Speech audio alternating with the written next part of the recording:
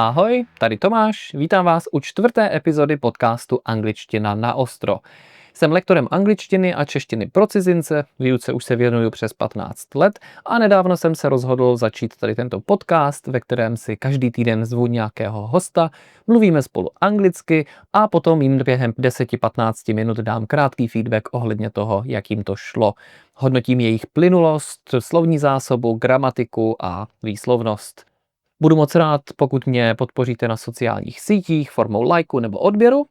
A dál už vás asi nebudu zdržovat, pojďme dneska na to. Hostem je Naďa. Hello, Naďa. Hello, Thomas. How are you today? Oh, I'm quite fine. It's nice weather today and it's Friday, so nice. Brilliant. Can you introduce yourself? Tell us who you are, what you do. What am I? I work at Czech Telecommunication office for 2 years. It's my second employment. My previous employment was more than 20 years long. And I work here as IT specialist. It's somehow general, but what I do exactly? The most of the time I spend with programming. I make the scripts in Python, and the scripts are targeted especially on data processing pipelines and applications which are visualizing data into graphs, tables, etc. It seems to be really abstract and difficult. Can you make it a little bit easier to the listeners? So, telecommunication office sounds really fun and interesting. Is it a boring office or? I mean, it can sound boring because it's office like other office administration, state administration. And our department is very small, and our department is called Data Services Control. It means we are targeted on control process of the whole telecommunication office is something like anti-monopoly office or fighter against monopoly in the market, especially in telecommunication market, not normal market of food and only for the telecommunication. And data services control, which is our department name, is its purpose is to something like prepare information or facts or do the recognition of some Violation of rules? Violation of rules from the side of the market attendees. It means the telecommunication operators or the providers of internet services or telecommunication services. Can you give us a specific scenario of something you've done? A specific scenario from last month. The O2 mobile operator. The O2 mobile operator won some prize, which is called I don't know what exactly, but it was based on their services are the quickest in some time period, and we had some, I don't know who was the initiator. We had some impulse to do detailed research of how the operator dealt with special services for measuring of speed of internet. The measurement service, which is held or provided by Czech Telecommunication office, is NetTest. Maybe you know it. Or other providers are speed test or something like that. And when you are in the top floors of the rank or have top ranks, It means you have the quickest data services. Your clients can do the measurement very easy to click for some button in some web page in this service, and it will measure this service, and there are somehow the average speeds measured. And it means when you win this, it should be perceived as you has the best services, but it sometimes is not really true, because when your service, you as a mobile operator sell to the client service, which is for example with non-restricted data amount in the month, but restricted speed. And when you go with this SIM card with your mobile internet service, when you go to this service and do the measurement, your speed should be, for example, the 20 megabits per second or less if you have this restriction on your service. But we or after this impulse to research if it is okay with these services with O2, we our department did, my colleagues did, not me. I did the analysis with the software, but the real measurement my colleagues did, and they recognized or discovered the fact that these restricted services, when you go to the measurement service, to the net test web page, or the address or the speed test or other ones, this is unrestricted. You would gain 1 gigabit per second or something like that. Okay. Yeah. So this was But the real speed was different.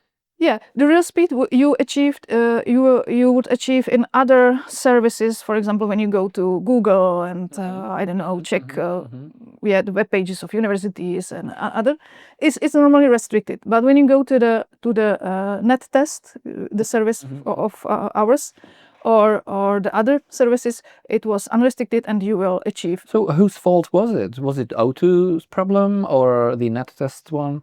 It is one of the tasks to discover what is it, and it was our department. It was discovered that the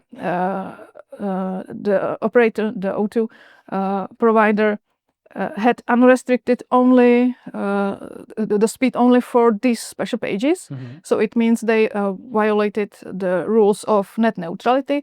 It means because the net test service is for clients, when you want to research if your service is okay, it means if they are fulfilling their rules, it's compliant with what you bought, and you go to the net test service to try to research if it is okay, and you will achieve these results. It means you cannot do the real measurement. You cannot do the real measurement, and it breaks the net neutrality rules. That net neutrality means that if you provide, in simple words, if you provide as provider, if you provide some speed for your service, it means the speed is the same for every service in the world. So it means, and when you go to Facebook, when you go to Google, when you go to any page, not one page for 1 gigabyte and other pages for less than 20. Yeah.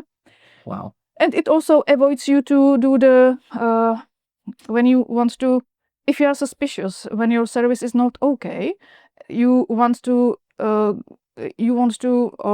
try to have corpus delicti for it.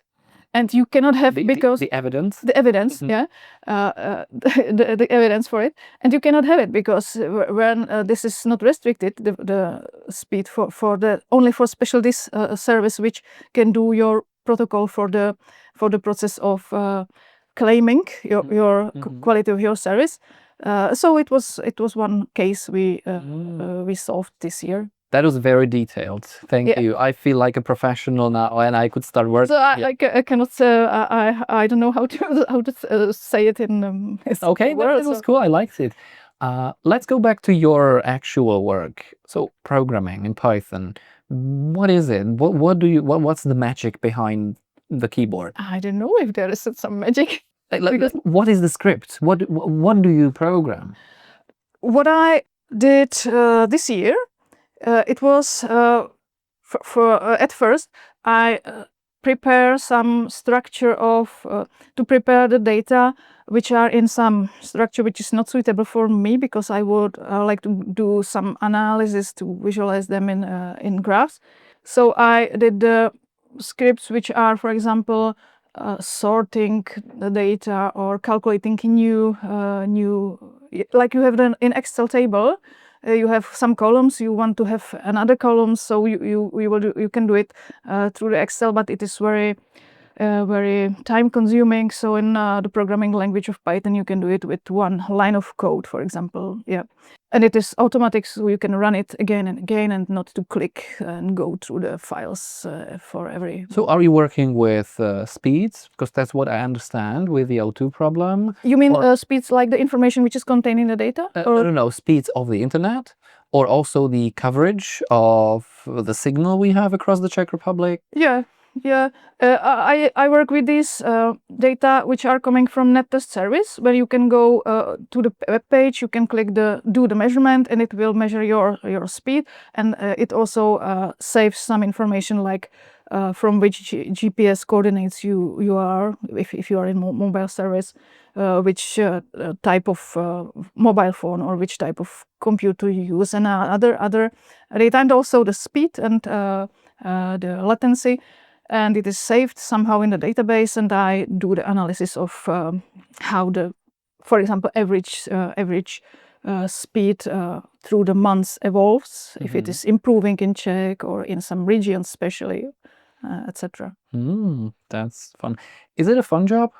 Are you fond of it? Are you happy about it? I liked it. I like the jobs which are maybe you know the word data scientist. It's somehow called when you have a data and you don't know what is inside exactly, or you try to discover what interesting you can find there. I also did this in my previous job, which was in university and CCF research. So I like to do the work with data, to prepare that for the analysis, and then to finally do the analysis and be the first one who knows what's the information. If it is true, I was suspicious if it is true or not.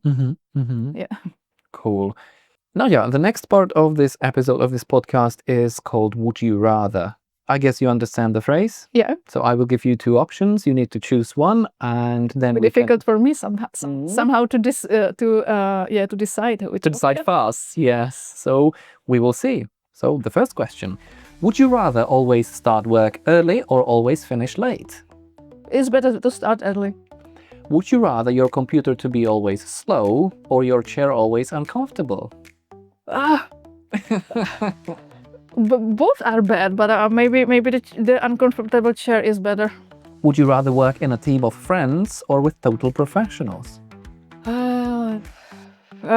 Friends are, yes, sometimes better, but also to have some challenges, better to have some professionals. But when it is friend and professional together in one package, it's the best option. Would you rather get praised in public or rewarded in private? Rewarded in private. Would you rather swap jobs with your boss or with your colleagues? Swap jobs? Or swap job? To exchange it? Yeah, swap job. With not with my boss, no. So better some of your colleagues. Yeah. Naďa, I have to say you kind of are ruining this special feature of the episode by answering the question. I have the music in the background, which is short, and no, I mean music in the episode actually, and I edit it in the computer, and it's short, and this will not fit. You started to give me evaluation of the answer, like how to decide, but yeah. It's true. I take it. Your questions were difficult. Some of them were really difficult. Yeah. Yes. So let's dive into them into more depth. Early or finish late? So start early or finish late at work? I think the compromise is the best, but especially in these days, like when you have the nice weather outside, it's better to start early. But I don't know what is early. If it is 6 in the morning, it's very early for me, but 8 is quite okay. So are you a night owl? I was, and it's also restricted here. I have to start before 9 o'clock. So it means that it is not like the university where I was for 20 years and it was possible to start at 11. And Wow, nice university environment. But very often I finished at 8 or something like that when I was teaching. I was teaching till the 7. Yeah. So. And your current job, is it this typical 9 to 5 job? Maybe can be perceived like that, but I have 2 days of home office, which is somehow more free for that, I can say. Yes. Slow computer or uncomfortable? Yeah, both are irritating, but the slow computer is irritating the most, I think, because when I want do something, it must be like comfortable that you don't have you don't have to deal with something. Then you touch the key or you press the button and wait for to make your coffee and the process. Processes. Like, it used to be like that. If you remember the old times, then the internet worked exactly like that. Yeah. So this is also one thing I'm concerned about, the effectivity of the process. When I do the programming, the processing of the data pipelines, I would like to prepare it as more effective for computers. It means memory or computer capacity to be as quick as possible. For example, parallel processes, etc. And the last worth mentioning is maybe praised in public or rewarded in private. You were really fast in answering that. Maybe it means that I really didn't understand well. Praised in what it was? Praised in public. Praised in public. It means awarded. Or when you praise somebody, you give them the credit for their work. They say, "Oh, good job! You're really nice." So that's I understand it well, but praised and awarded is like the same. Basically the same. And rewarded was the rewarded. I don't know. So you don't need to be a celebrity. Maybe it's my how you can call this syndrome of.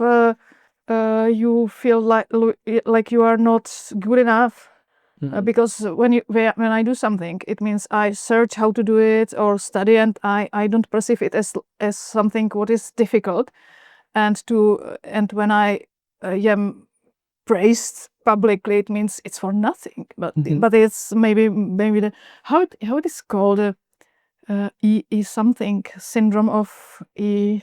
I don't know. I don't know either. You underestimating yourself. It means it's special for women. It's syndrome of cheater. Never mind. Okay. Naďa, this is the end. Yeah. You need to know it straight away. Yeah. We can research that later. That's fine. We are approaching the end of this part of the English part of the podcast. Is there any imposter syndrome? Yeah. Imposter syndrome. Okay. Yeah. Is there any message to the world about your job or about the English language you'd like to share with us? Yeah, message. I think I'm not the person of doing some kind of general truth saying, but I must think about it. Yeah, or don't be scared of programming. Maybe it sounds like you because you talked about it. Hey, it's something magic. It's not magic. It's something you can search through GPT or any other chatbot and do some tutorials, which is very, very easy to start with. For example, Python is very friendly for start with language to start with programming. Yeah. Okay. Thank you very much. So we can jump to the feedback section now.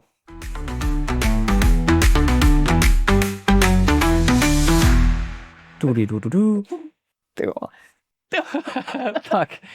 Naďo, jak jsi spokojená se svým projevem zde? Já už jsem myslela, že jste svým učitelem. No to si můžeme taky odpovědět. Projevem. Já nevím, já si myslím, že mluvím asi jako normálně, že jako dělám asi ty stejné chyby jako vždycky.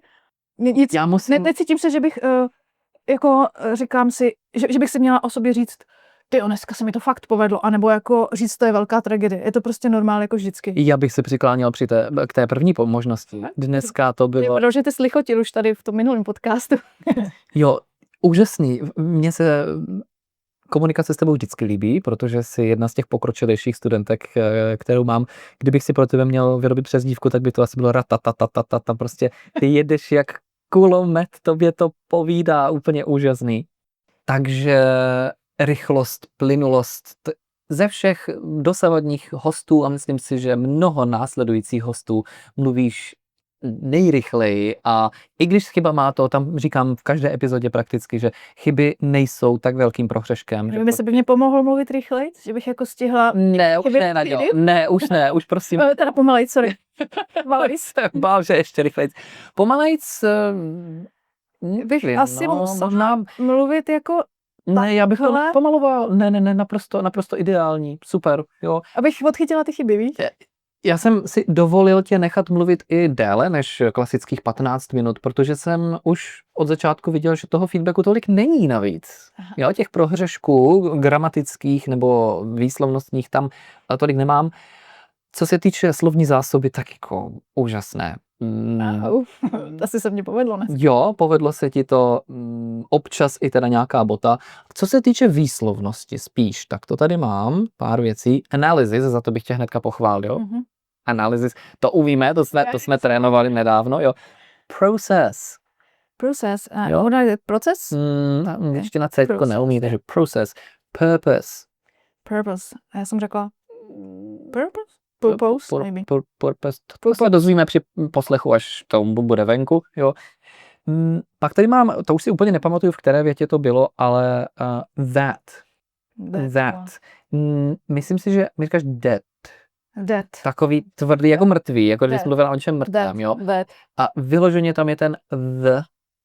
Já říkám to asi the. Jako a ještě a potom, je to that. Já říkám that.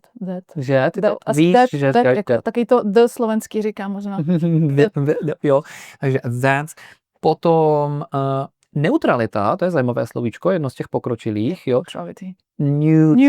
Neutrality, přesně tak, jo. Něco, co je neutrálního, tak je neutral. Jo. Divný, česky bychom to takhle nikdy neřekli. Za pochvalu těch slovíček bych řekl třeba, že ty, když si nejsi jistá, jak to říct, tak ty si něco vymyslíš prostě. Buď vymyslím slovo, nebo to nějak vysvětlím. Ty si obkecáš a to je super, jo. Potom top floors a pak až ti došlo top rank, nebo nemohla jsem si vzpomenout, věděla jsem, že top floor je špatně, ale říkám, budu jako Klaus, nějak zaimprovizuju a vytvořit slovo. Ne, top floors je prostě fajn. Horní patra, jo. Jasně, horní patra, jo. To je jako, kdyby si chtěla říct, já nevím, smetánka společnosti, tak třeba taky tě nenapadne správný termín. Top floors of society. Třeba, přesně tak, jo, a taky by to vyšlo. Jo, tam jde o to převést tu myšlenku tak, aby ten posluchač ji pochopil v tu chvíli. Jo, a když to nebude přesně ono, tak to vlastně nevadí. Tak aspoň to učitelování moje možná k něčemu bylo. No, ne, jo. Tak, latency, to je třeba další slovíčko z těch pokročilejších, které jsem si teď napsal, super. A data, jednotný nebo množný? Data, asi dneska už se používá asi data R, ale můžeme říct data is? Tak neřekl bych, že dneska už se používá takhle, nebo se používá oboje. A takhle. Já bych řekl, že it's $1 million question. Is it singular or plural? Jo, je to taková šedá zóna gramatiky, spíš to je singulární, řekl bych. Data is, hard the data is, přesně tak. Ty jsi to potom ještě říkal data. Which are these data, ještě navíc, jo, tyto data, tato data, singulární. Jo. Já bych jel tím klasickým, je to standardní, myslím si, že když najdeme nějaký statistiky Google, jestli máme the data is nebo the data are, tak nám vyleze ku prospěchu velké procento spíš toho jednotného čísla. Fulfilling the rules, tam si taky trošičku podle mě vařila z vody. Fulfilling je hezký slovo. A jenom to jsem řekla, fulfilling? Nebo fulfilling, to bylo tvoje slovíčko. Já bych řekl možná třeba adhere to. Adhere to bych neřekla.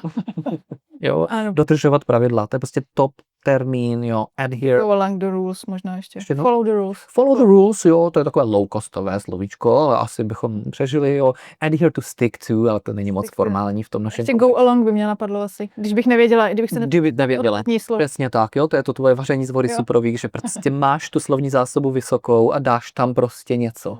Něco, co by mohlo být pochopitelně.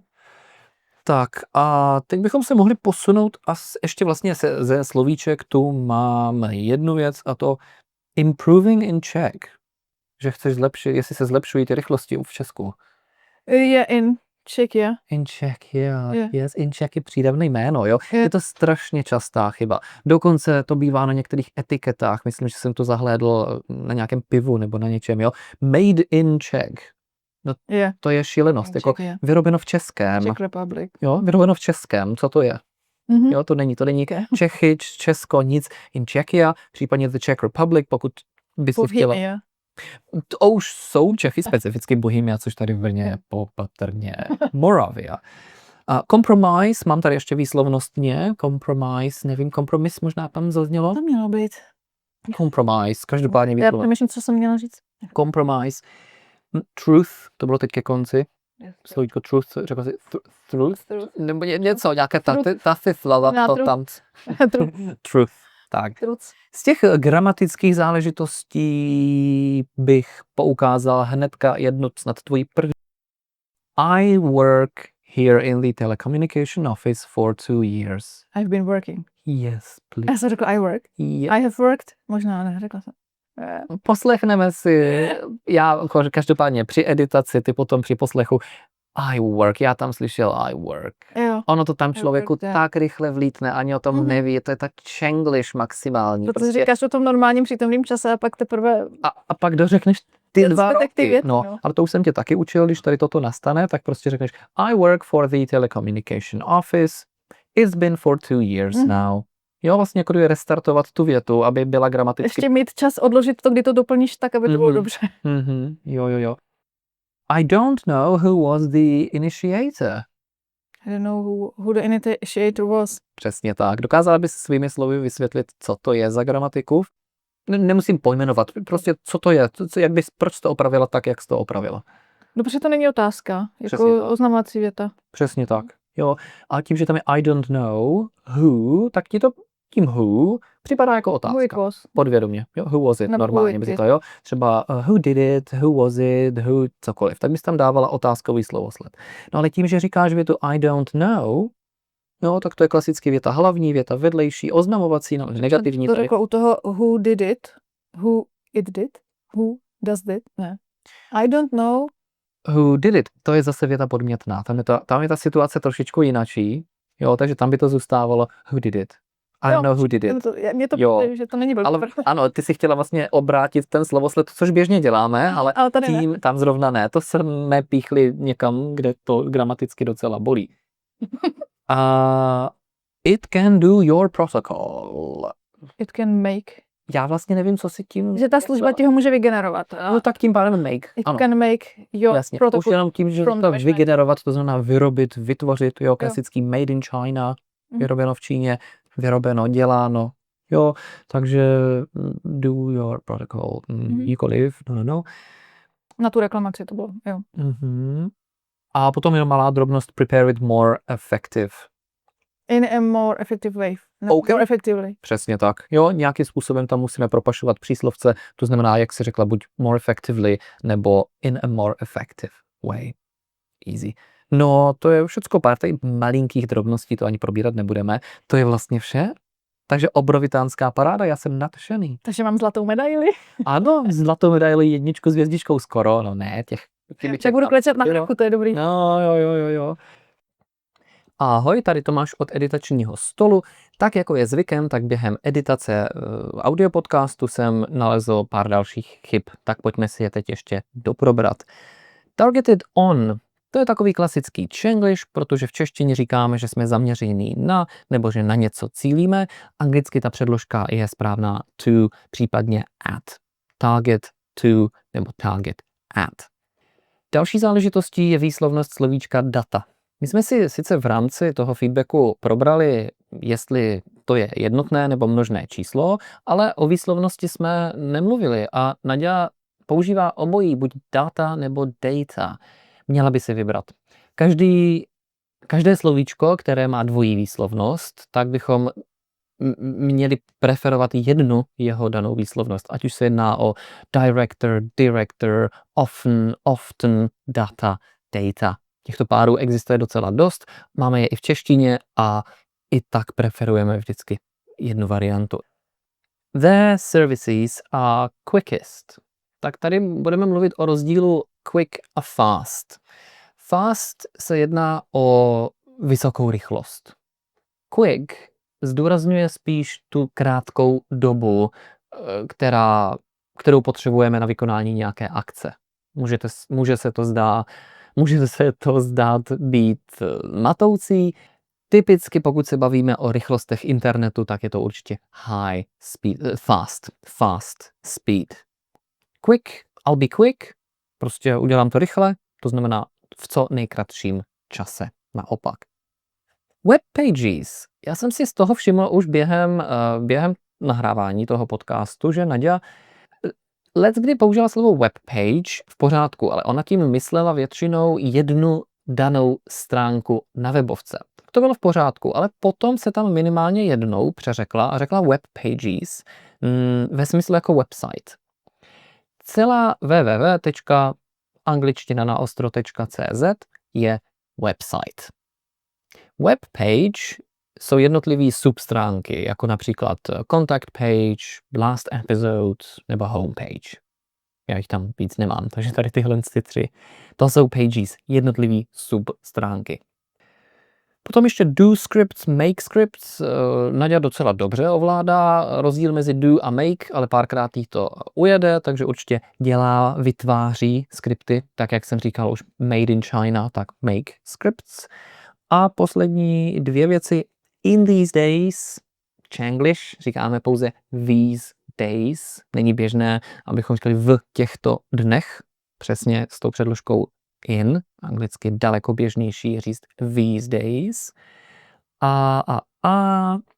How it is called.